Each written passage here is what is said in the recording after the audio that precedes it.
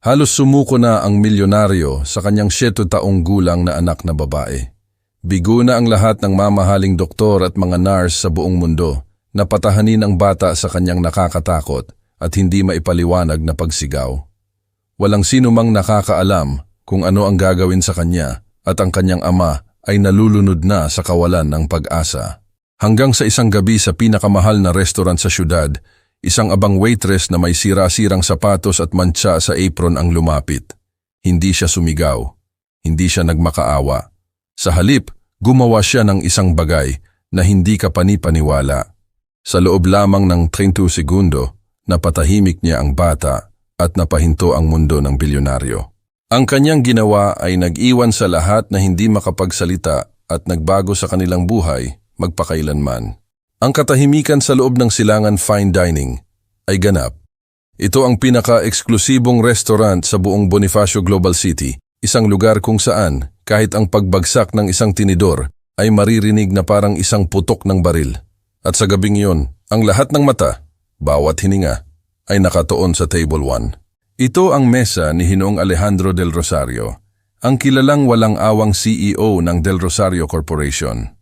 Isang milyonaryo na kayang bilhin ang lahat maliban sa isang bagay, katahimikan.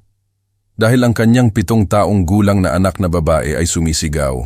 Isang matining, nakakakilabot na sigaw na nagpatigil sa buong staff, na nagpayanig sa mga mamahaling chandelier at nagpatiklop sa puso ng bawat bisita. Lahat ng yaya ay sumuko na. Lahat ng psychologist ay nabigo.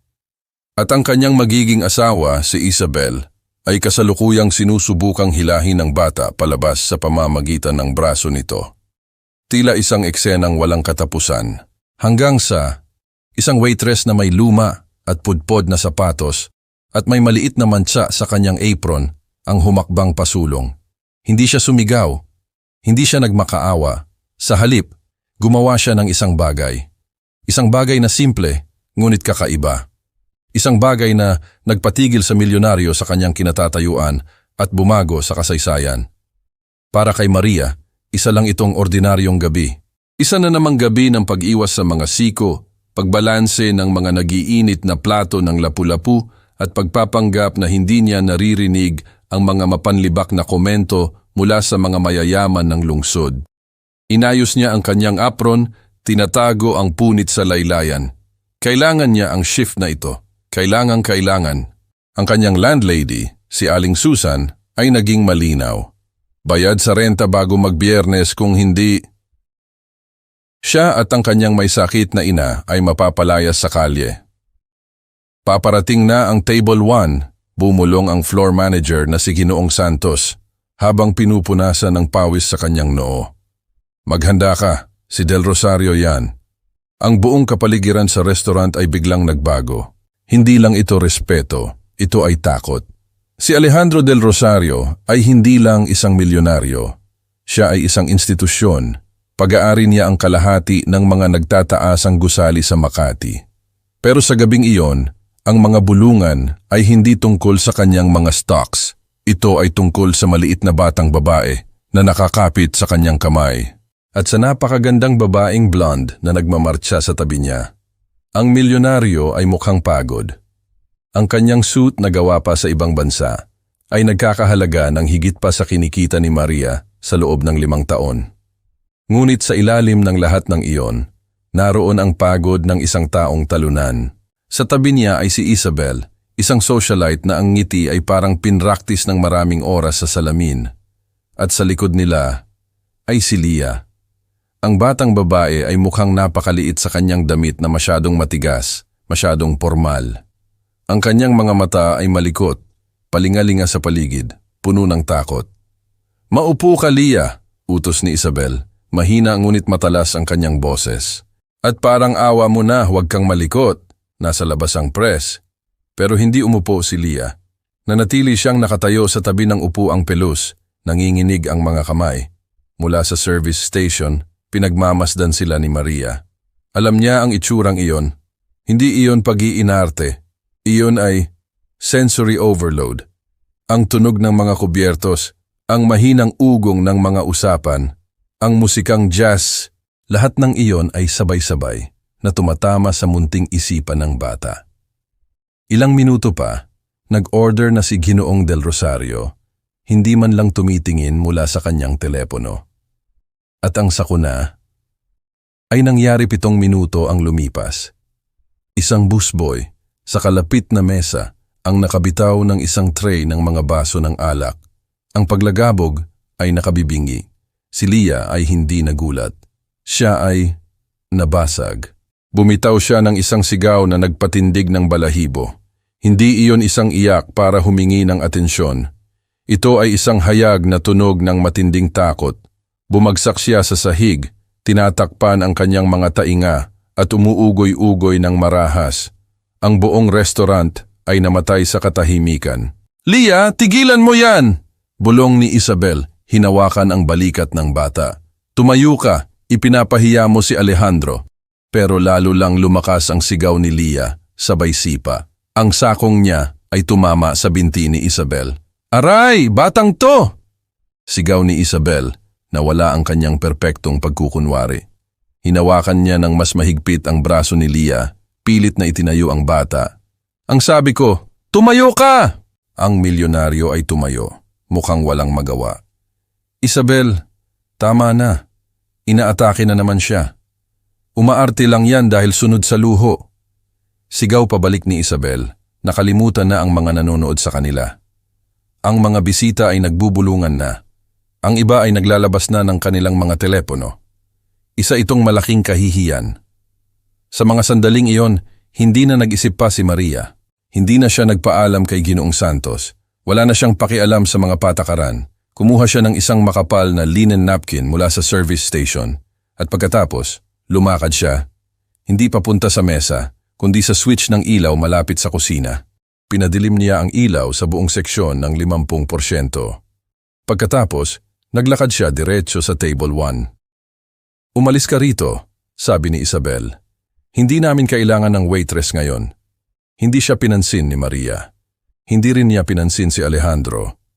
Lumuhod siya sa sahig, sa tabi mismo ng sumisigaw na bata. Hindi niya hinawakan si Lia. Hindi niya ito kinausap. Sa halip, kinuha ni Maria ang linen napkin at ipinatong ito sa sarili niyang ulo na parang gumagawa ng isang maliit na tent o kubo. Umupo siya roon, nakadekwatro sa sahig sa ilalim ng napkin, sa gitna ng ganap na katahimikan. Ang pagsigaw ni Lia ay biglang natigil. Huminto siya sa pag-ugoy. Tumingin siya sa waitress na nakaupo sa ilalim ng isang napkin. Ang kakatuwang tanawin ay pumutol sa siklo ng kanyang takot. Dahan-dahan itinaas ni Maria ang isang sulok ng napkin at sumilip kay Lia. Hindi siya ngumiti. Itinaas lang niya ang 3 daliri, tapos 2, tapos 1, at ibinaba niya ulit ang sulok ng napkin. Kumurap si Lia. Ang paligid ay mas tahimik na. Ang mga ilaw ay mas madilim. Ang nakakatakot na babae, si Isabel, ay nakatayo pa rin. Pero ang kakaibang taong ito ay nasa sahig, ligtas sa loob ng isang maliit na tent. Gumapang si Lia papalapit. Ang buong restaurant ay nanonood, pinipigil ang kanilang hininga. Ang milyonaryo ay nanatiling nakatayo na parang bato, bahagyang nakabukas ang bibig. Inabot ni Lia ang sulok ng napkin at itinaas ito. Tumingin sa kanya si Maria. Sa isang boses na napakahina na si Lia lang ang makakarinig, bumulong siya. "Masyadong maingay ang mundo minsan, no? Okay lang magtago." Nanginig ang ibabang labi ni Lia. Tumango siya. "May secret base ako," bulong ni Maria, pinalaki ang tent. "Walang ingay dito sa loob." Gumapang si Lia sa ilalim ng napkin, kasama si Maria. Sa loob ng 30 segundo, 2 tao, ang anak ng isang milyonaryo at isang waitress na walang pera, ay magkasamang nakaupo sa ilalim ng puting tela sa sahig ng pinakamahal na restaurant sa buong syudad. Ang sigaw ay tuluyan ng nawala. Dahan-dahan, ibinaba ni Maria ang napkin. Ang sigaw ay tuluyan ng nawala. Ang tanging naririnig na lang ay ang mahinang paghinga ni Lia na ngayon ay kalmadong nakaupo sa sahig, katabi niya. Para bang isang mahimalang kumot ang nagbigay ng kapayapaan sa gitna ng unos. Tumayo si Maria, pinagpagan ang kanyang apron at buong tapang na hinarap ang mga matang nakatitig sa kanya.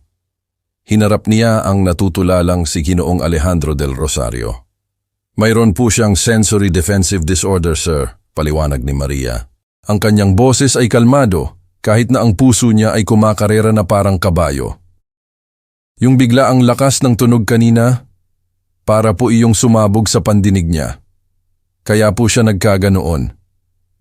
Pagkatapos ay lumingon siya kay Isabel na ang mukha ay pinaghalong galit at matinding kahihiyan at hinding-hindi po dapat hinahawakan ng biglaan ang isang batang nasa gitna ng panic attack, marahang dagdag ni Maria. Para po kasi sa kanila, pakiramdam nila ay nasusunog ang kanilang balat. Tinuturuan din po natin sila na ang kaligtasan ay isang bagay na kailangan nilang ipaglaban. Pagkasabi niyon, tumalikod si Maria at naglakad pabalik sa kusina na parang walang nangyari. Ang katahimikan ay nanatili pa ng 5 segundo. Pagkatapos, sa kauna-unahang pagkakataon sa kasaysayan ng silangan fine dining, may isang taong nagsimulang pumalakpak. Isang maikling palakpakan na agad ding pinutol ng isang matalim na tingin mula kay Isabel. Pero huli na ang lahat. Ang balanse ng kapangyarihan sa table 1 ay tuluyan ng nagbago. Pinagmasdan ni milyonaryo ang kanyang anak. Si Lia ay nakaupo na sa kanyang silya, umiinom ng tubig at ang kanyang mga kamay ay hindi na nanginginig. Tumingin siya kay Isabel na galit na nagtatype sa kanyang telepono.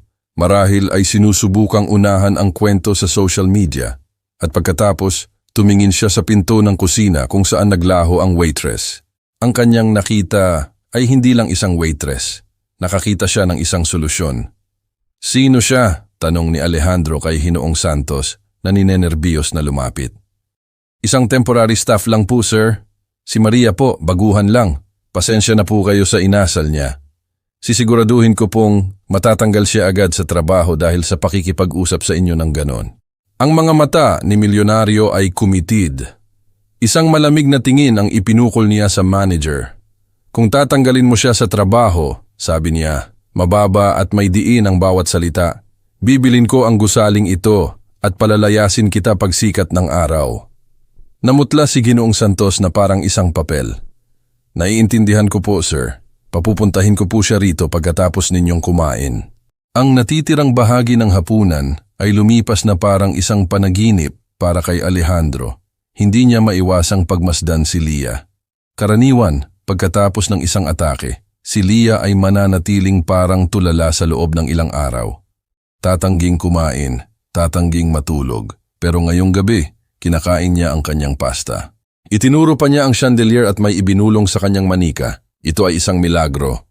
Samantala, sa kusina, si Maria ay halos hindi makahinga malapit sa hugasan ng plato. Baliw ka talaga, bulong ng katrabaho niyang si Ben, habang nagsasalansan ng mga maruruming plato. Pinagsabihan mo si Isabel Contreras. Alam mo ba kung sino yon? Ang tatay nun, pag-aari ang mga tabloid, sisirain ka nun. Hindi ko kayang panoorin lang, Ben, sagot ni Maria. Nanginginig ang mga kamay habang kinakayod ang mga tirang pagkain. Pinapahirapan nila yung bata. Sana sulit yan. Si Ginoong Santos mukhang aatakihin na sa puso. Makalipas ang 20 minuto, dumating na ang tawag. Lumabas si Maria papunta sa table 1. Itinaas niya ang kanyang noo, pero sa loob-loob niya, kinakalkula na niya kung magkano ang laman ng kanyang alkansya. Kung mawawalan siya ng trabahong ito, 3 araw na lang ang meron siya bago sila mapalayas.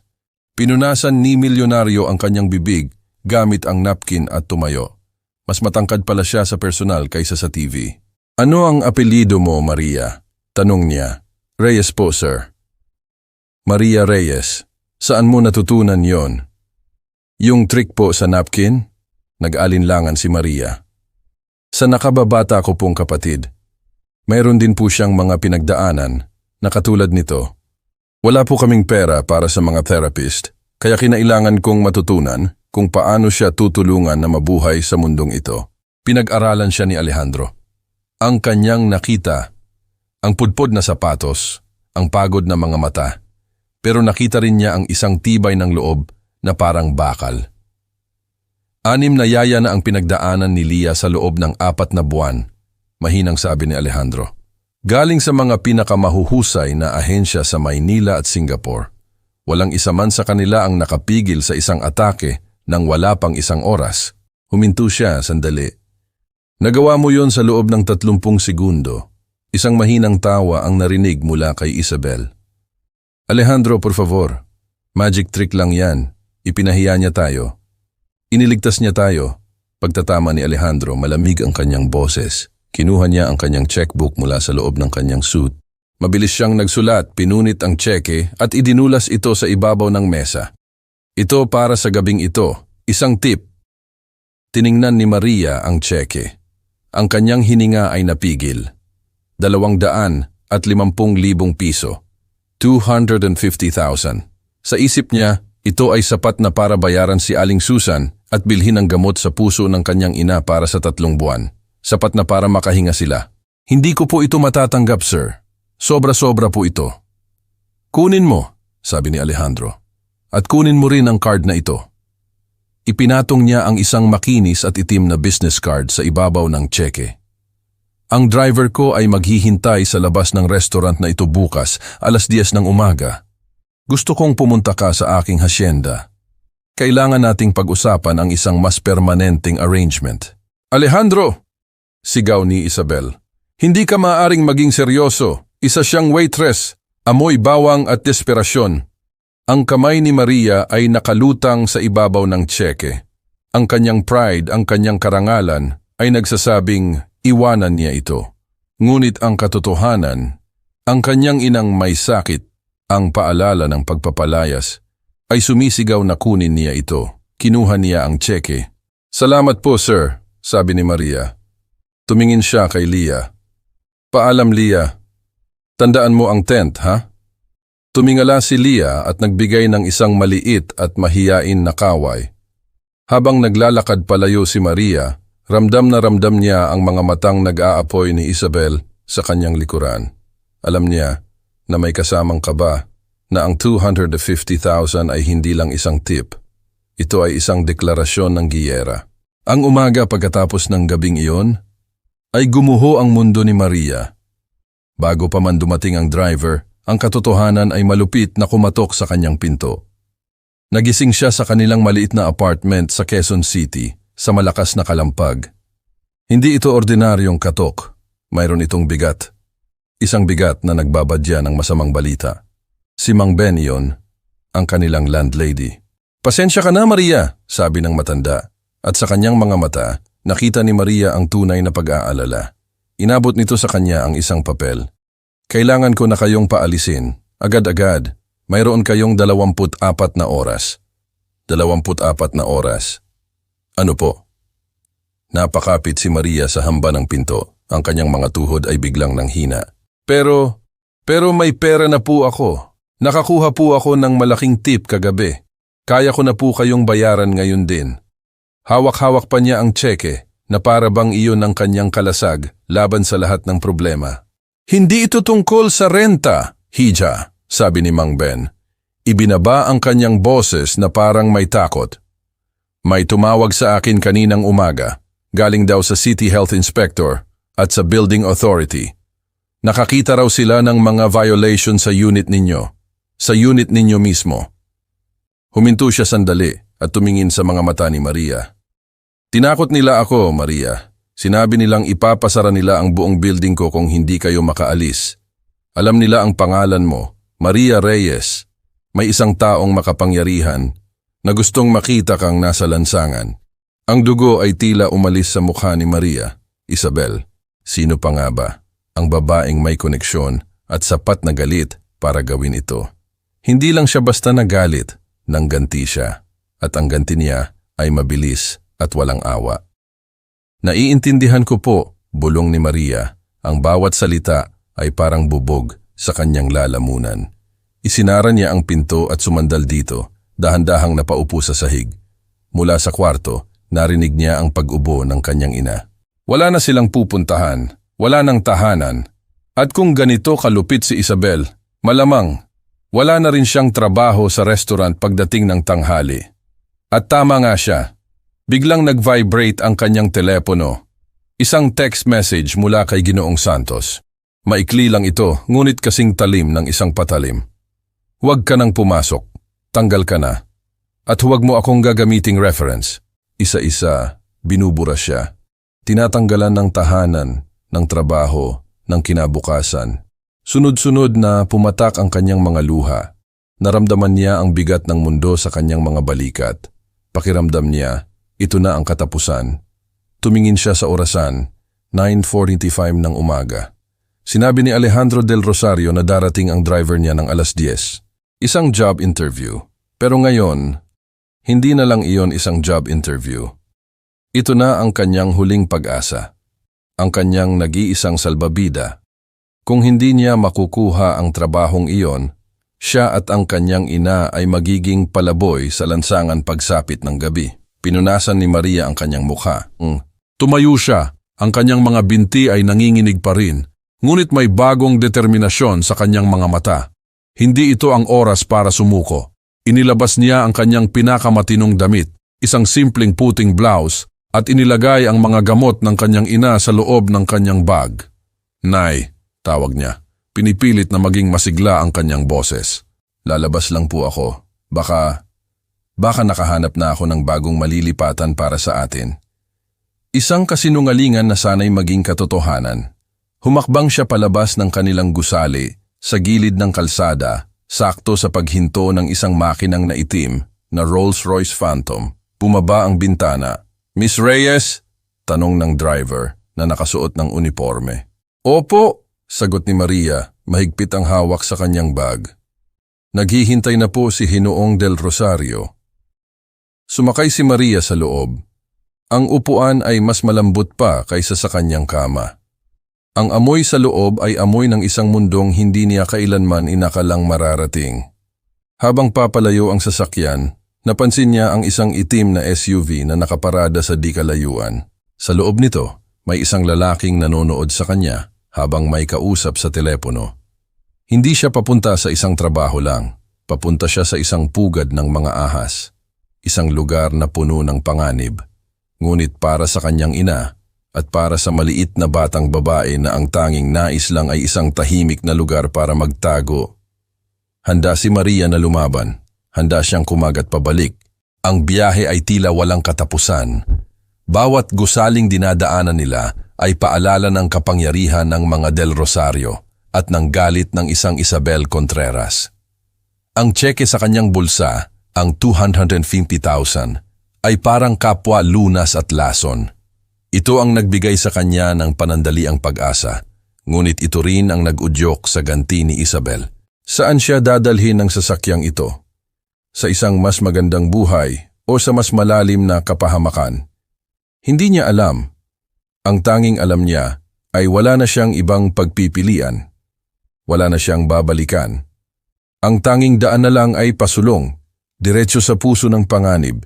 Dala ang isang maliit na pag-asa na ang kabutihang ipinakita niya sa isang bata ay maaaring maging sapat para iligtas silang lahat.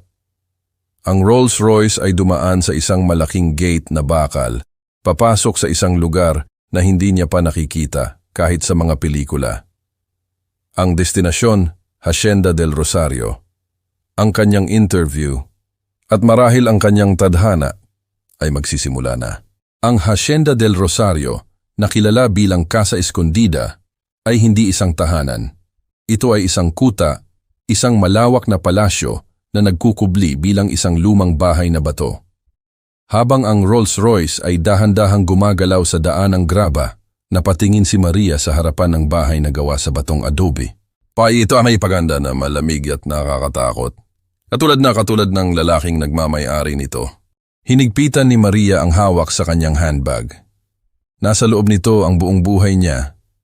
Ang kanyang ID, ang mga gamot ng kanyang ina, at ang espasyo kung saan dating nakalagay ang mga susi ng kanilang apartment. Ang text mula kay Ginoong Santos ay sariwa pa rin sa kanyang isipan. Tanggal ka na.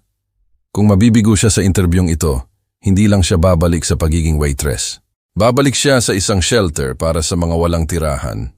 Isang butler na nagngangalang Mang Carding na mukhang isinabay na sa pagpaplansya ang kanyang kwelyo ang nagbukas ng pinto ng sasakyan. Sumunod ka sa akin, Miss Reyes. Nasa silid aklatan si Ginoong Del Rosario. Huli ka na. Huli na? Pero sinundo po ako ng driver ng 10:00, nahihiyang sagot ni Maria. Ang oras ni Ginoong Del Rosario ay pera, sabi ni Mang Carding. Ang kanyang boses ay walang emosyon. Huwag mo itong sayangin. Dinala siya ni Mang Carding sa mga pasilyo na puno ng mga larawan ng mga ninunong mukhang masusungit. Ang bahay ay sobrang tahimik. Walang musika, walang tawanan, walang tunog ng isang batang naglalaro. Para itong isang museo kung saan ang paghawak sa salamin ay may parusang batas. Dumating sila sa 2 malalaking pinto na gawa sa mahogany. Itinulak ito ni Mang Carding. Ang silid aklatan ay napakalaki, puno ng mga librong mukhang hindi pa nabubuksan. Sa gitna ng silid, nakaupo si Ginoong Alejandro del Rosario sa likod ng isang mesa na kasinlaki ng isang maliit na kotse. Pero hindi siya nag-iisa. Nandoon si Isabel, nakaupo sa isang leather na sofa na parang isang ibong mandaragit, humihigop ng espresso, at nakatayo sa isang tuwid na linya sa harap ng mesa ay 3 babae. Sila ay perpekto, nakasuot ng malinis na navy blue suits, ang buhok ay nakatali ng mahigpit at may hawak na mga leather folio. Mukha silang mga sundalo. Napatingin si Maria sa kanyang simpleng puting blouse at itim na slacks. Pakiramdam niya, siya ay isang basahan sa gitna ng mga diamante. Ayan na pala ang miracle worker, sabi ni Isabel. Ang kanyang boses ay puno ng pang-uuyam. Alejandro, seryoso ba talaga tayo rito? Ang mga babaeng ito ay may mga PhD sa child psychology. Siya, nagsiserve lang yan ng pagkain. Hindi pinansin ni Alejandro si Isabel. Tumingin siya kay Maria. Pumila ka, Miss Reyes. Humakbang si Maria sa tabi ng pangatlong babae, isang seryosong ginang na amoy antiseptic. Ito ay isang praktikal na interview, sabi ni Alejandro. Sabay tayo. Mukha siyang pagod. Ang itim na bilog sa ilalim ng kanyang mga mata ay mas malalim kaysa kagabi. Si Lia ay kasalukuyang nasa solarium. Tumanggi siyang lumabas para mag-almusal. Tumanggi siyang magbihis. Sa loob ng 2 oras, darating dito ang Board of Directors para sa isang pananghalian. Kailangang presentable si Lia. Itinuro niya ang unang babae sa linya. Miss Gable, ikaw muna. Mayroon kang 10 minuto. Tumango si Miss Gable nang may kumpiyansa. Sabi niya, nahawakan ko na ang mga tantrums ng royal family ng Sweden. Madali lang to. At nagmarcha siya palabas. Naghintay si Alejandro. Pinaglaruan niya ang kanyang ballpen sa mesa. 5 minuto ang lumipas. Isang malakas na sigaw ang umaling-aungaw sa pasilyo. Ito ang parehong nakakatakot na sigaw mula sa restaurant. Bumalik si Miss Gable, medyo gulo ang buhok, at namumula ang mukha. Ang hirap ng bata, sabi niya. Kinagat niya ako. Next, malamig na sabi ni Alejandro. Ang pangalawang babae, si Miss Holloway, ang pumasok. Bumalik siya sa loob lang ng 3 minuto, umiiling. Naghahagis siya ng mga porselanang pigurin, hindi ligtas. Ang pangatlong babae, yung amoy antiseptic, ay umismid. Mga baguhan, sabi niya, at naglakad palabas. Siya ang tumagal ng pinakamatagal, 8 minuto. Pero nang bumalik siya, basang-basa siya. Ginamit niya sa akin ang hose, sabi ng babae, habang pinupunasan ang tubig sa kanyang salamin. Ang batang iyon ay hindi nangangailangan ng yaya. Kailangan niya ng isang boarding school para sa mga baliw. Ang mukha ni Alejandro ay tumigas. Isang kalamnan sa kanyang panga ang kumibot. Umalis na kayong lahat. Babayaran kayo para sa inyong oras. Habang ang 3 kwalipikadong yaya ay naglalakad palabas, bumubulong tungkol sa imposibleng mga pamantayan, ang silid ay naging tahimik. Tumingin si Alejandro kay Maria. Ikaw na. Tumawa si Isabel. Nako, ito ang gusto kong makita. Sige na, waitress. Magpakagat ka na. Walang sinabi si Maria. Ibinaba niya ang kanyang bag sa isang upuan at pagkatapos, hinubad niya ang kanyang sapatos. Anong ginagawa mo? Tanong ni Isabel. Kumunot ang noo. Ang sahig po ay gawa sa marmol, kalmadong sabi ni Maria. Ang sapatos po ay gumagawa ng tunog kapag naglalakad. Umaalingaw-ngaw. Kung siya po ay nasa high sensory state, ang tunog ng takong sa bato ay parang putok ng baril sa kanyang pandinig. Huminga siya ng malalim. Ang paglapit ninyo sa kanya ay parang isang pagsalakay ng kaaway. Papasok ako bilang isang multo. Naglakad siya palabas ng silid-aklatan, nakamedyas lang. Tumayo si Alejandro. Gusto kong manood. Sumunod sila ni Isabel kay Maria, tahimik na naglalakad sa pasilyo papunta sa solarium. Ang solarium ay isang silid na may mga pader na salamin, puno ng mga kakaibang halaman. Mahalumigmig at maliwanag. Sa isang sulok, sa likod ng isang malaking pako, si Lia ay nakabaluktot na parang bola. Mahigpit ang hawak sa isang porselanang manika at mabigat ang paghinga. May isang hose ng hardin na nakakalat sa malapit. Tumutulo pa ang tubig sa sahig. Hindi lumapit si Maria sa pako. Hindi niya tinawag ang pangalan ni Lia. Naglakad siya sa gitna ng silid at umupo sa sahig, nakatalikod kay Lia. Kumuha siya ng isang maliit na notepad at ballpen mula sa kanyang bulsa. At nagsimula siyang gumuhit. Scratch, scratch, scratch. Ang ritmikong tunog ay pumutol sa katahimikan. Huminto sa pag-iyak si Lia. Nakinig siya. Pinunit ni Maria ang pahina at tiniklop ito. Isang eroplanong papel. Inihagis niya ito. Hindi papunta kay Lia, kundi diretso sa hangin. Umikot ito at lumapag sa isang malaking dahon ng monstera.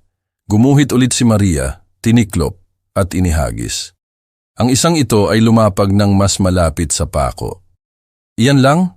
Bulong ni Isabel mula sa pintuan. Naglalaro siya ng basura? Shhh, sabi ni Alejandro. Ang ulo ni Lia ay sumilip mula sa likod ng pako. Tiningnan niya ang eroplanong papel malapit sa kanyang paa. Inabot niya ito at kinuha. Binuklat niya ito.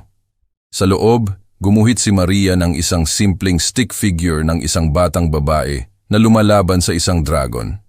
Pero ang dragon ay gawa sa malalakas na ingay. Tumingin si Lia sa likod ni Maria. Hindi pa rin lumilingon si Maria. Naghagis ulit si Maria ng isa pang eroplano. Ang isang ito ay lumapag mismo sa kandungan ni Lia. Binuklat ito ni Lia. Ito ay isang guhit ng batang babae at ng stick figure na waitress na nakaupo sa ilalim ng isang higanting payong, ligtas mula sa noise dragon. Tumayo si Lia, naglakad siya papalapit kay Maria at umupo sa likod niya, likod sa likod. Yung host, kasi sumigaw siya. Bulong ni Lia. Alam ko, bulong pabalik ni Maria, nakatingin pa rin sa harap. Ang pagsigaw ang pinakamasama sa lahat. Ayokong isuot yung asul na bestida, pag-amin ni Lia. Makati sa leeg ko. Okay, sabi ni Maria. Paano kung isuot natin yung puti? Pwede nating isuot ng baliktad para hindi dumikit sa balat mo yung etiketa. Huminto si Lia. Baliktad. Bagong uso yan sa fashion. Mabilis na pagsisinungaling ni Maria. Very exclusive. Napangiti si Lia. Isang maliit, kalawangin na tunog. Sige, sabi ni Lia. Tumayo si Maria at inilahad ang kanyang kamay. Kinuha ito ni Lia. Naglakad sila. Nilagpasan ang natutulalang si Alejandro at ang naguusok sa galit na si Isabel. Magbibihis na po kami ngayon, sabi ni Maria kay Alejandro habang dumadaan. At Hinoong del Rosario, ang asul na bestida ay gawa sa synthetic tule. Para po iyong liha sa isang batang may SPD. Sunugin niyo na po yon. Pinanood sila ni Alejandro na umalis. Bumuntong hininga siya na parang ngayon lang ulit siya nakahinga sa loob ng 5 taon. Pinanood ni milyonaryo ang dalawang figura na papalayo sa pasilyo, ang kanyang anak at ang waitress. Isang pakiramdam ng pagkamangha at pag-asa ang bumalot sa kanya. Isang pakiramdam na matagal na niyang hindi naramdaman. Minamanipulan niya ang bata, sabi ni Isabel, na binasag ang katahimikan. Ang kanyang mga braso ay nakakrus at ang kanyang boses ay matigas na parang yelo. Ginagawa niyang dependent si Lia sa kanya. Isa iyong klasikong panloloko. Siya ang unang tao na hindi sinigawan ni Lia sa loob ng 1 buwan, sagot ni Alejandro. Ang kanyang boses ay kalmado ngunit may bigat. Siya ay tinanggap na. Hindi mo siya pwedeng i-hire. Tumaas ang boses ni Isabel, may bahid ng desperasyon. Wala kang alam tungkol sa kanya. Sa katunayan, nagpa-background check ako sa kanya kaninang umaga. May kinuha si Isabel na isang nakatuping papel mula sa kanyang clutch bag. Isang mamahaling bag na kayang bumili ng bahay at lupa. Inihagis niya ito sa dibdib ni Alejandro. Pinalayas siya kaninang umaga, Alejandro. Wala siyang address. Ang nanay niya ay may sakit at walang insurance. Pulubi siya. Tumingin siya ng diretso sa mga mata ni Alejandro. Wala siya rito dahil may pakialam siya kay Lia. Nandito siya dahil kailangan niya ng bubong sa ibabaw ng kanyang ulo. Isa siyang gold digger, Alejandro. Isang mahirap na gold digger lang. Binuklat ni milyonaryo ang papel. Binasa niya ang eviction notice. Binasa niya ang ulat sa pananalapi. Walang-wala. Tumingin siya sa pasilyo kung saan naglaho sina Maria at Lia. Hindi niya sinabi sa akin, bulong ni Alejandro. Siyempre hindi. Gusto niyang ipasok ang sarili niya sa buhay mo at sipsipin ang pera mo. Gising, Alejandro. Naglakad pabalik si Alejandro sa silid-aklatan. Ang kanyang mukha ay hindi mabasa. Ang isip niya ay naglalaro sa dalawang magkasalungat na katotohanan. Ang babaeng nagligtas sa kanyang anak ay isa ring babaeng desperado. Alin ang mas matimbang? Makalipas ang 30 minuto, bumalik si Maria sa silid-aklatan. Kasama niya si Lia, na ngayon ay nakasuot ng puting bestida ng baliktad. Matalinong tinakpan ni Maria ang mga tahi gamit ang isang laso. Si Lia ay kalmadong nagkukulay sa isang libro sa isang sulok. Handa na po siya para sa pananghalian, sabi ni Maria. Tumingin si Alejandro kay Maria. Itinaas niya ang papel, ang eviction notice. Totoo ba ito? Nakita ni Maria ang papel. Nakita niya ang mapanuyang ngiti sa mukha ni Isabel. Namutla siya, ngunit hindi siya natinag. Ito na iyon, ang sandali ng katotohanan. Totoo ba ito? Ulit ni Alejandro, mas matigas ang boses. Wala ka na bang tirahan simula kaninang umaga? Nilunok ni Maria ang bukol sa kanyang lalamunan. Hindi siya nagmakaawa. Hindi siya umiyak. Itinuwid niya ang kanyang likod at sinalubong ang tingin ng bilyonaryo. Opo. Pinalayas kami ng landlady ko kaninang umaga, sabi niya. Pinilit daw siya ng City Hall. Pero hinala ko, pinilit siya ng ibang tao. Isang mabilis na sulyap ang ibinigay niya kay Isabel. Pero hindi po nito binabago ang pagtrato ko sa anak ninyo, Hinoong Del Rosario. Patuloy niya, ang bawat salita ay may bigat at katapatan. Kailangan ko po ang trabahong ito. At dahil diyan nangangahulugan po na magtatrabaho ako ng higit pa sa sino mang pwede ninyong i-hire. Dahil wala na po akong ibang babalikan. Dahil lahat ay nakataya para sa akin. Ang silid ay binalot ng matinding katahimikan. Hinihintay ni Isabel ang pagsabog. Alam niyang galit na galit si Alejandro sa mga sinungaling. At si Maria sa teknikal na paraan ay nagtago ng isang mahalagang impormasyon. Dahan-dahang nagsalita si Alejandro. Tama ka, sabi niya. Nakataya nga ang lahat para sa iyo. Pagkatapos, sa harap ng naguguluhang si Isabel, pinunit niya ang eviction notice. Punit sa dalawa. Ang posisyon ay live-in, deklara niya. Ang east wing ng bahay ay may guest suite. Ikaw at ang iyong ina ay maaaring lumipat ngayon din. Magpapadala ako ng truck para kunin ang inyong mga gamit. Nabitawan ni Isabel ang kanyang tasa ng espresso. Bumasag ito sa sahig na marmol. Ang tunog ay sumabog sa katahimikan. Alejandro, hindi ka maaaring maging seryoso. Pati nanay niya, patitirahin mo rito?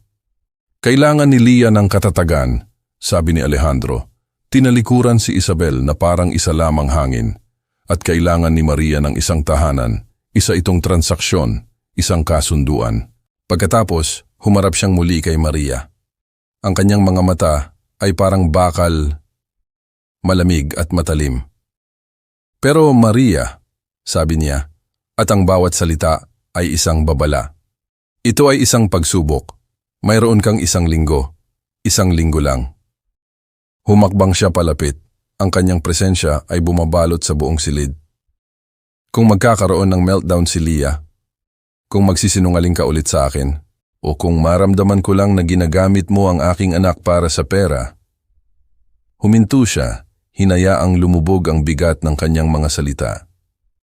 Ikaw mismo ang itatapon ko palabas sa kalye at sisiguraduhin kong hindi ka na makakapagtrabaho sa buong syudad na ito habang buhay.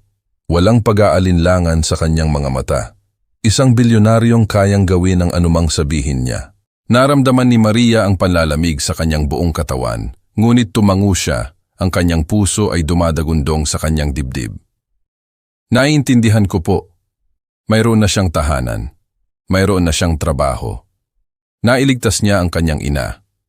Ngunit kasabay nito, kusa siyang pumasok sa isang hawla. Isang hawla na gawa sa ginto. Oo, pero isang hawla pa rin.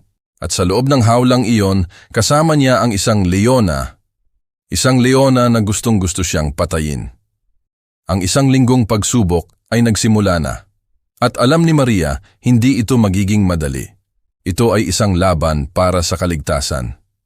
Ang unang 3 araw sa Hacienda del Rosario, o Casa Escondida, ay isang masterclass sa psychological warfare.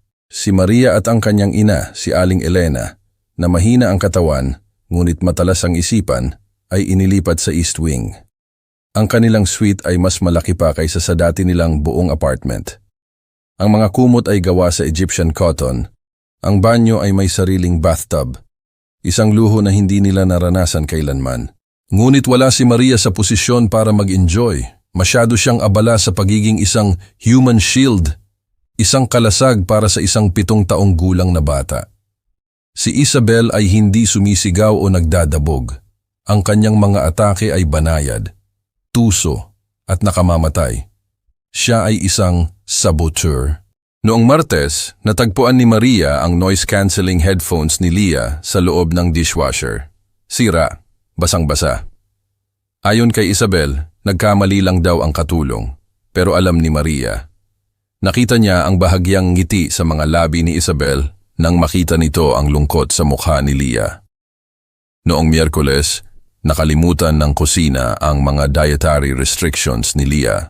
Hinainan nila ito ng sarsa na puno ng mga magaspang na kabuti na nagdulot ng pagduwal sa bata. Halos masuka si Leah. Mabuti na lang at nagawan ito ng paraan ni Maria bago pa makita ni Alejandro. Muli, isang pagkakamali lang daw. Pero si Maria ay lumaban pabalik. Hindi siya nagreklamo kay Alejandro. Alam niyang magmumukha lang siyang isang nagsiselos na yaya na naninira sa fiancé ng kanyang amo. Sa halip, ginamit niya ang kanyang talino.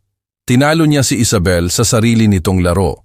Nang masira ang headphones, gumawa si Maria ng isang quiet fort o tahimik na kuta sa loob ng aparador gamit ang mga unan at kumot.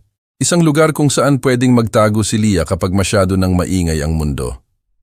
Nang maging mali ang pagkain, tinuruan ni Maria si Leah kung paano suriin ang pagkain na parang isang siyentipiko. Ginawa niyang laro ang pagkabalisa. Tingnan natin, Leah. May mga alien mushroom ba sa ilalim ng iyong kanin? At si Leah ay unting namumukadkad. Nagsimula na siyang tumingin sa mata. Tumawa siya. Isang tunay, malakas na tawa noong nadulas si Maria sa bagong wax na sahig habang nakamedyas. Isang tunog na hindi pa narinig ni Alejandro sa loob ng maraming taon. Napansin ito ni Alejandro. Unti-unti, mas madalas na siyang umuuwi ng maaga. Minsan, nakatayo lang siya sa may pintuan. Tahimik na pinapanood sina Maria at Leah na nagsasayaw sa sala. Isang silent disco, kung tawagin nila. Pareho silang may suot na imaginary headphones, sumasayaw sa musikang sila lang ang nakakarinig. Ang milyonaryo, ang taong kinatatakutan ng lahat sa mundo ng negosyo, ay nakaramdam ng isang bagay na kakaiba. Ang yelo sa paligid ng kanyang puso ay unti-unting natutunaw. At iyo ang mas lalong kinatakutan ni Isabel.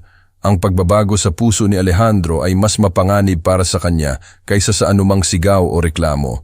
Ang kasukdulan ng linggo ay ang Apex Charity Gala. Gaganapin ito sa Grand Ballroom ng Hacienda sa Sabado ng gabi. 500 mga pinakamayayamang tao sa syudad, mga mamamahayag at mga shareholders ang darating. Nilinaw ni Alejandro na kailangang magpakita ni Leah, kahit sandali lang. Ito ay mahalaga para sa kanyang imahe bilang isang family man, lalo na pagkatapos ng insidente sa restaurant. Kailangan niyang patunayan na ang lahat ay maayos na. Ito na ang gabi ng paghatol. Ito na ang gabi, Leah, sabi ni Maria noong Sabado ng umaga. Magpa-practice tayo. Papasok tayo, kakaway, ngingiti, tatanggap ng isang bulaklak, at pagkatapos tatakas na tayo papunta sa ating bat cave. At pwede ko pong isuot ang aking sensory cape? Tanong ni Leah. Tinutukoy ang isang malambot na balabal na pelos. Oo naman, pangako ni Maria. Ang bestida para sa gabing iyon ay espesyal na ipinagawa. Ito ay gawa sa malambot na seda, walang tahi na makakaskas sa balat at kulay mapusyaw na asul. Si Maria mismo ang nagdisenyo nito kasama ang isang pinagkakatiwalaang mananahi na binayaran ni Alejandro. Perpekto ito. 5:00 ng hapon, 2 oras bago dumating ang mga bisita. Pumunta si Maria sa silid ni Leah para tulungan itong magbihis. Binuksan niya ang aparador. Ang asul na bestida na seda ay wala roon. Sa halip, nakasabit doon ang isang matigas, makati na kulay rosas na bestida. Puno ito ng mga kumikinang na sequins at masisikip na garter. Isang bangungot para sa balat ni Leah. Isang matinding kaba ang sumabog sa dibdib ni Maria. Sinuri niya ang mga drawer. Ang mga cabinet. Wala. Ate Maria? Tanong ni Leah, nararamdaman ang tensyon. Nasaan po yung malambot kong bestida? Sandali lang, mahal, sagot ni Maria, pinipilit na kumalma. Lumabas siya ng silid at halos mabangga si Isabel sa pasilyo.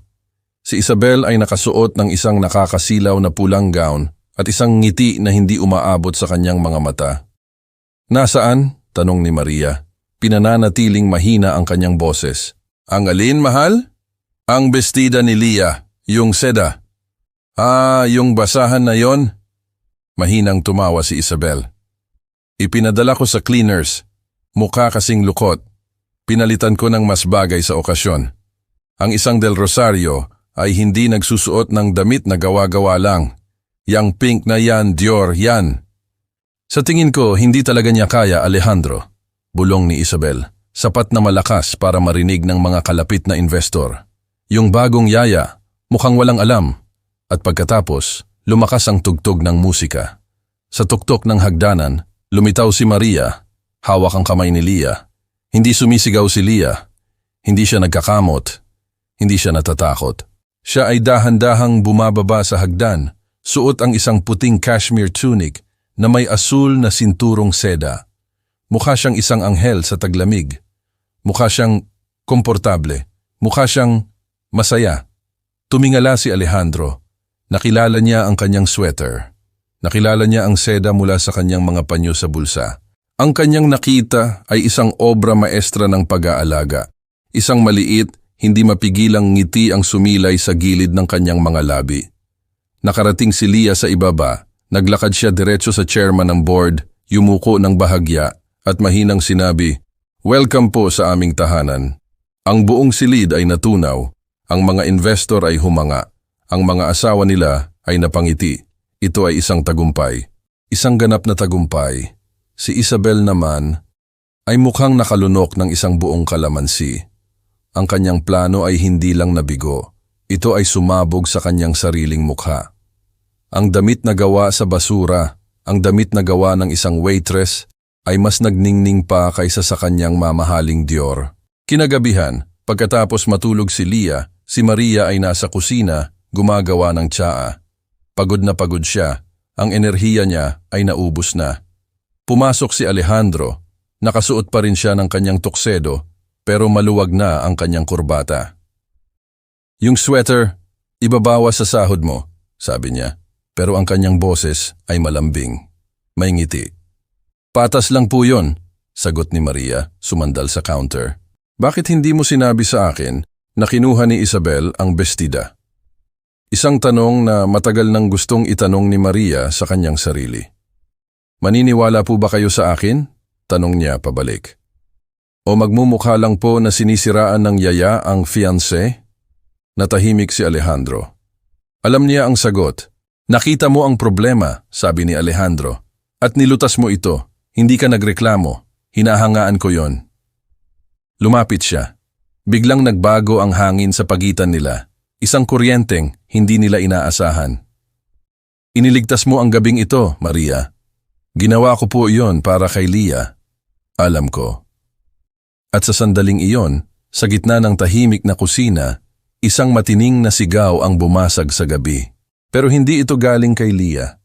Galing ito sa East Wing. Nabitawan ni Maria ang kanyang tasa. Bumasag ito sa sahig. Inay! Bulong niya at tumakbo siya.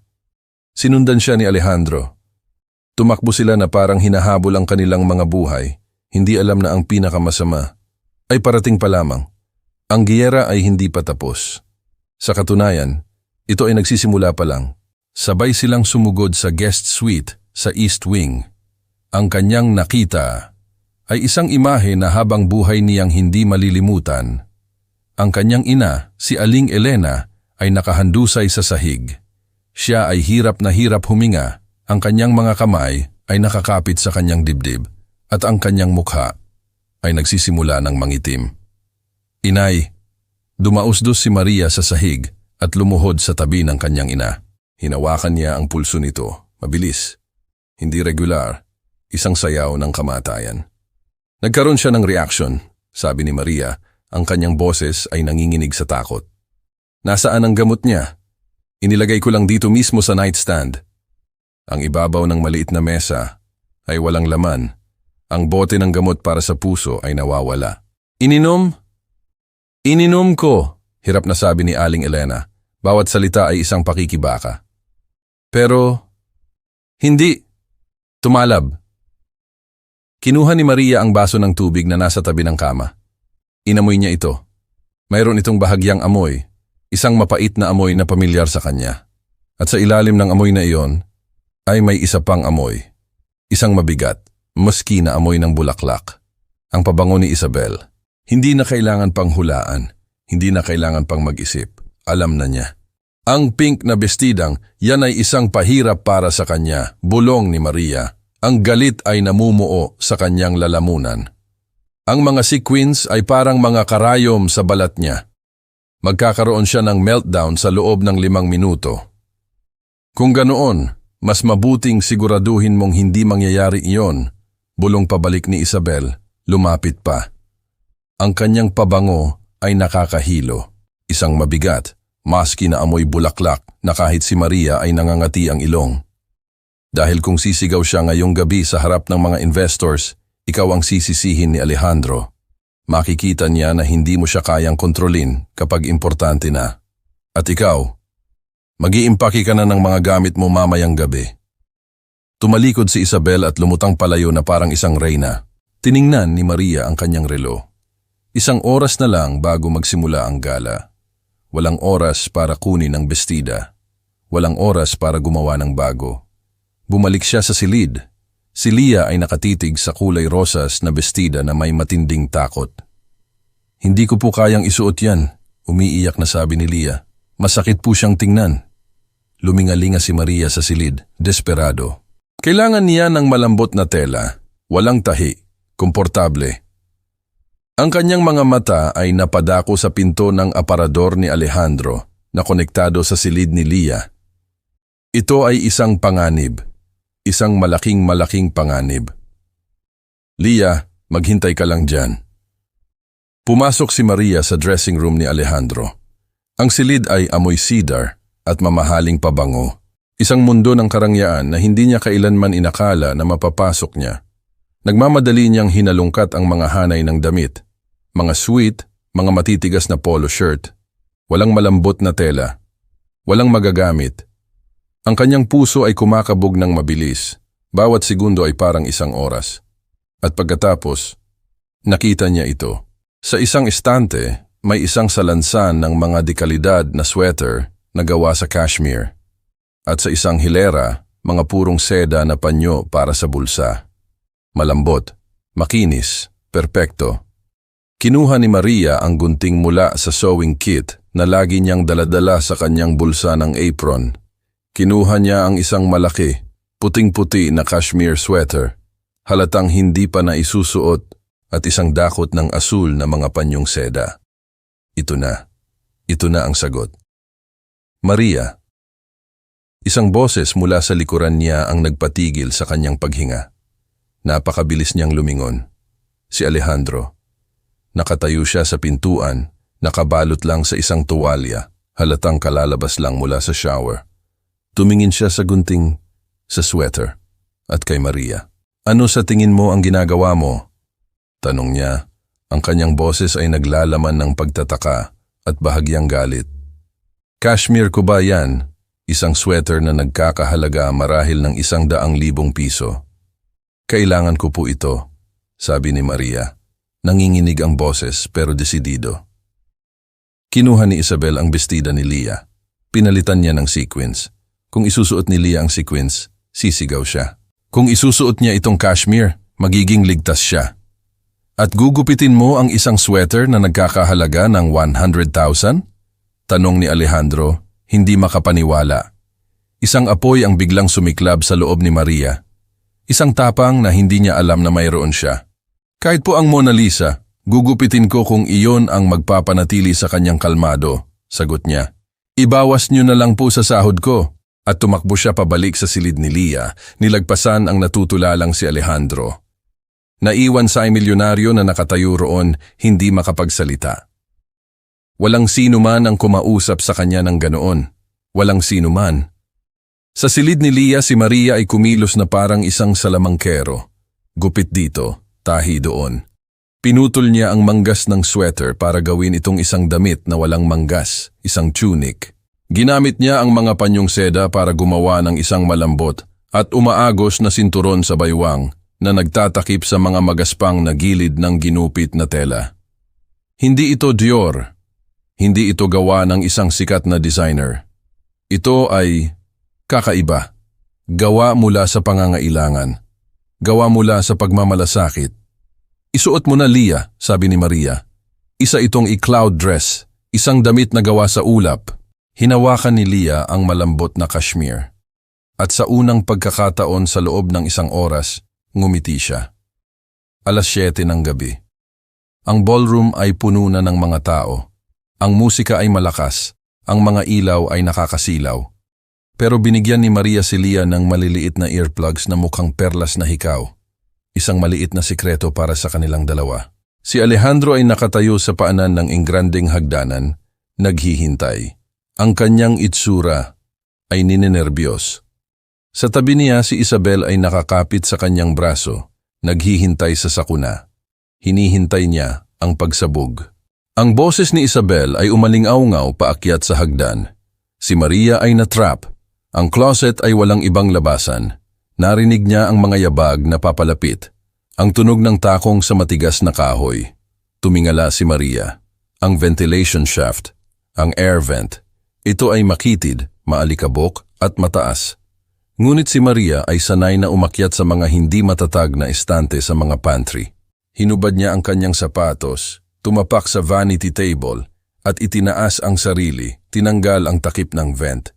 Sumiksik siya sa loob at isinara ang takip pabalik sa lugar, sakto sa pagbukas ng pinto ng kwarto. Mula sa mga siwang, pinanood niya si Isabel na pumasok. Dumiretso si Isabel sa closet.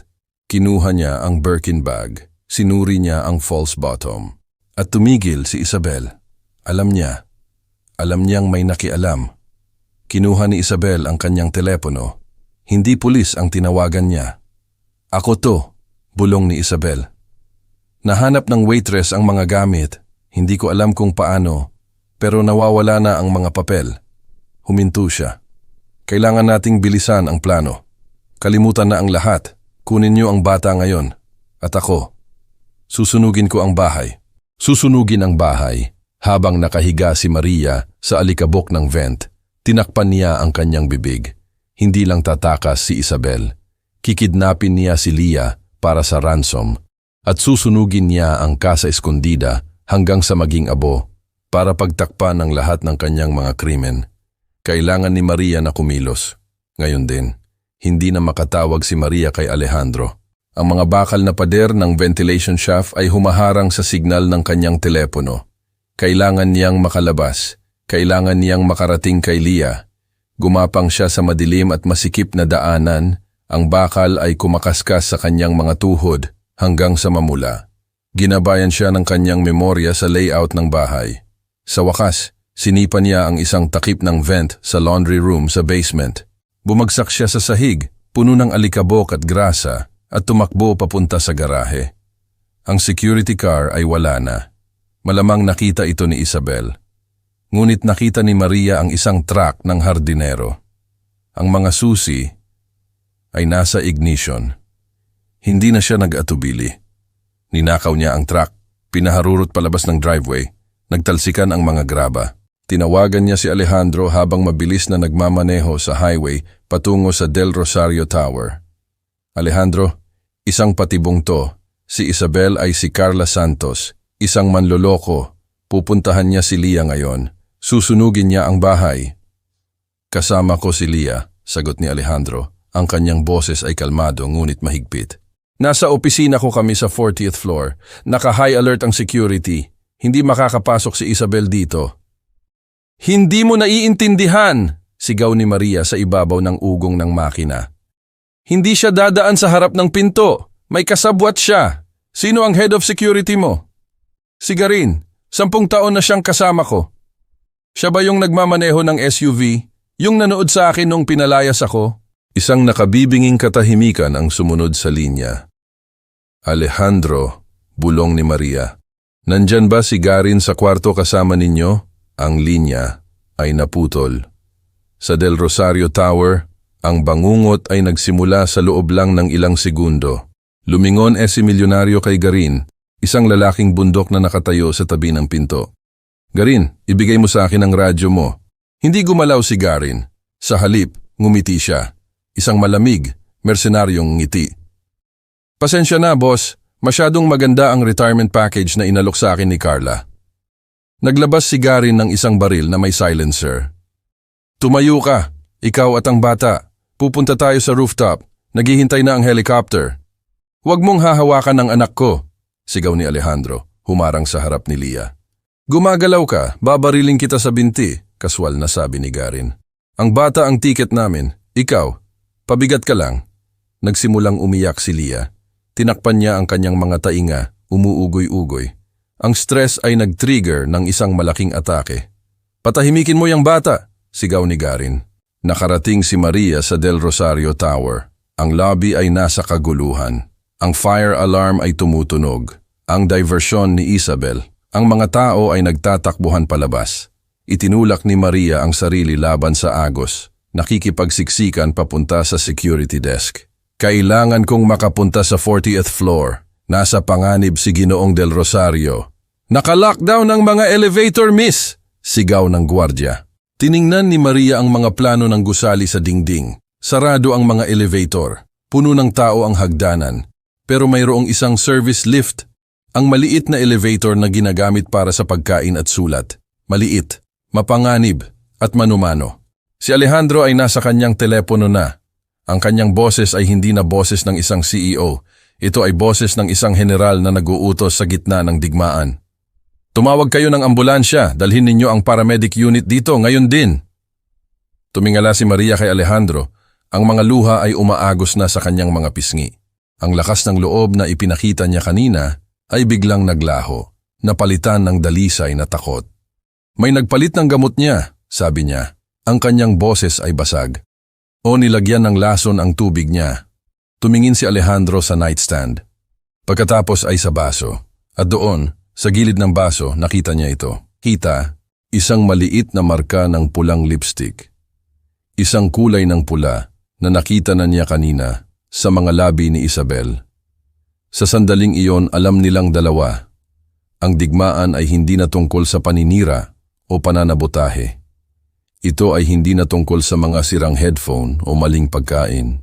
Ang digmaan ay naging nakamamatay. Naramdaman ni Maria na parang umiikot ang buong silid. Si Isabel, sinubukan niyang patayin ang kanyang ina. Hindi lang siya isang masamang babae, isa siyang halimaw. Isang halimaw na nakasuot ng magandang damit at ngumingiti sa harap ng mga kamera. Ang biyahe papuntang ospital ay malabo. Ang mga tunog ng sirena, ang mga ilaw na kumikislap, ang mga boses ng mga paramedic, Lahat ay parang isang masamang panaginip. Ang tanging malinaw lang ay ang mahigpit na pagkakahawak ni Maria sa kamay ng kanyang ina at ang presensya ni Alejandro sa kanyang tabi na hindi siya iniwan kahit isang saglit. Sa VIP wing ng St. Luke's Medical Center, ang hangin ay amoy antiseptic at mamahaling bulaklak. Nakaupo SI milyonaryo sa isang upuang plastic sa labas ng room 402. Ang kanyang ulo ay nakasubsob sa kanyang mga kamay. Sa loob, nakaupo si Maria sa tabi ng kama. Hawak ang maputlang kamay ng kanyang ina na ngayon ay puno ng mga tubo at wire. Nilinis ng mga doktor ang tiyan ni Aling Elena. Isang matinding reaksyon daw sa isang gamot na tinatawag na digitalis. Isang gamot sa puso, oo, pero hindi ang gamot na inireseta sa kanya. At ang dosis ay napakalakas. Stable na po siya, sabi ni Dr. Sterling. Paglabas ng kwarto, ang kanyang mukha ay seryoso. Pero Ginoong Del Rosario, hindi po ito aksidente. Ang dosis na nasa sistema niya ay 5 beses na mas mataas sa nakamamatay na antas para sa kanyang timbang. Kung hindi agad nakita ni Maria ang mga senyales, nilason siya. Pagtatapos ni Alejandro, ang kanyang boses ay parang dinurog na bato. Kailangan na po itong i-report sa pulis, sabi ng doktor. Tumayo si Alejandro. Pumasok siya sa silid. Tumingala si Maria. Ang kanyang mga mata ay mapula at namamaga. Ang kanyang mukha ay walang kulay. Mukha siyang maliit. Natalo. Kailangan ko nang umalis, bulong ni Maria. Ang boses niya ay halos hindi marinig. Hindi na ako pwedeng manatili sa Casa Escondida. Masyado nang mapanganib. Binalikan niya ang nanay ko, Alejandro. Sa susunod, baka ako na. O mas malala, baka si Lia. Hindi ka aalis. Ang utos ay umalingaw-ngaw sa tahimik na silid. Kung aalis ka, panalo siya, sabi ni Alejandro. At kung aalis ka, mawawala sa akin ang nag-iisang tao na nagpangiti sa anak ko sa loob ng 3 taon. Muntik na niyang patayin ang nanay ko. Tumaas ang boses ni Maria. Puno ng sakit at takot. Hindi na ito trabaho, Alejandro. Isa na itong bitag. Isang death trap. Lumapit si Alejandro at lumuhod sa tabi ng kanyang upuan. Isang posisyon na hindi kailanman ginagawa ng isang bilyonaryo. Isang posisyon ng pagsusumamo. Ipinadala ko na ang baso sa laboratorio, sabi niya. Ang kanyang boses ay mahinahon ngunit matatag. At ipinadala ko na ang security footage mula sa pasilyo sa aking private security team. Hindi sa staff ng bahay. Wala akong pinagkakatiwalaan sa hasyenda ngayon, maliban sa iyo. Biglang nag-vibrate ang kanyang telepono. Tiningnan niya ang screen. Ang kanyang mukha ay nagbago. Mula sa pag-aalala, ito ay naging purong galit. Ano yan? Tanong ni Maria. Ipinakita sa kanya ni Alejandro ang imahe.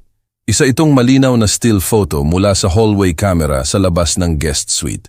Ipinapakita nito ang isang figura na pumasok sa silid bandang 7:45 ng gabi. Ang figura ay nakasuot ng uniforme ng katulong. Pero ang sapatos ay mali. Ito ay pulang stiletto na may pulang suwelas. Isabel. Hindi man lang siya nag-abala na magpalit ng sapatos, bulong ni Alejandro. Iniisip niyang hindi siya mahuhuli. Iniisip niyang kaya niyang gawin ang lahat. Natanto ni Maria sa gitna ng matinding takot ang katotohanan. Hindi lang sinusubukan ni Isabel na tanggalin siya sa trabaho. Sinusubukan niyang tanggalin siya sa mundo ng tuluyan. Sa loob ng malamig at tahimik na silid ng ospital, ang larawan sa telepono ni Alejandro ay nagsilbing isang hatol. Isang hatol na hindi pa naibababa ng korte. Pero malinaw na sa kanilang dalawa. 10th time, bulong ni Maria. Sa ilalim ng napkin, sa gitna ng nasusunog na hitman at ng walang malay na manloloko, sumandal si Lia sa dibdib ni Maria at humagulgol. Tapos na, sabi ni Alejandro. Niyakap ang 2 babaeng nagligtas sa kanyang buhay. Tapos na ang lahat. Ang paglilitis kay Isabel Contreras o Carla Santos ay naging usap-usapan ng dekada. Siya ay nasentensyahan ng 25 taon sa kulungan. Ngunit hindi dumalo si Maria sa paglilitis. 5 taon ang lumipas.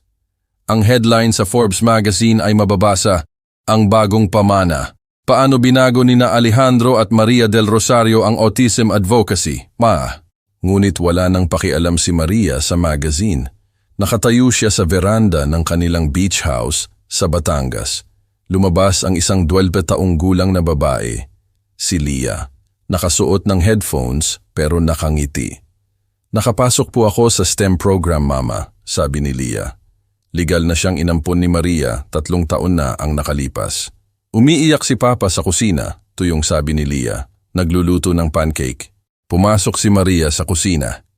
Niyakap niya si Alejandro mula sa likod. "Alam mo," sabi ni Alejandro hinalikan ang kanyang noo, "may utang pa rin ako sa iyo para doon sa cashmere sweater." "Idagdag mo na lang sa listahan," kindat ni Maria. Bumuo sila ng isang buhay, hindi sa pagiging perpekto, kundi sa pag-unawa. Natutunan nila na ang pag-ibig ay hindi tungkol sa pagsigaw ng malakas. Ito ay tungkol sa sabay na pag-upo sa katahimikan, sa ilalim ng isang napkin, hanggang sa ang mundo ay maging ligtas muli. Huwag maliitin ang isang abang tagasilbi. Maaaring siya ang magliligtas sa iyo mula sa kadiliman.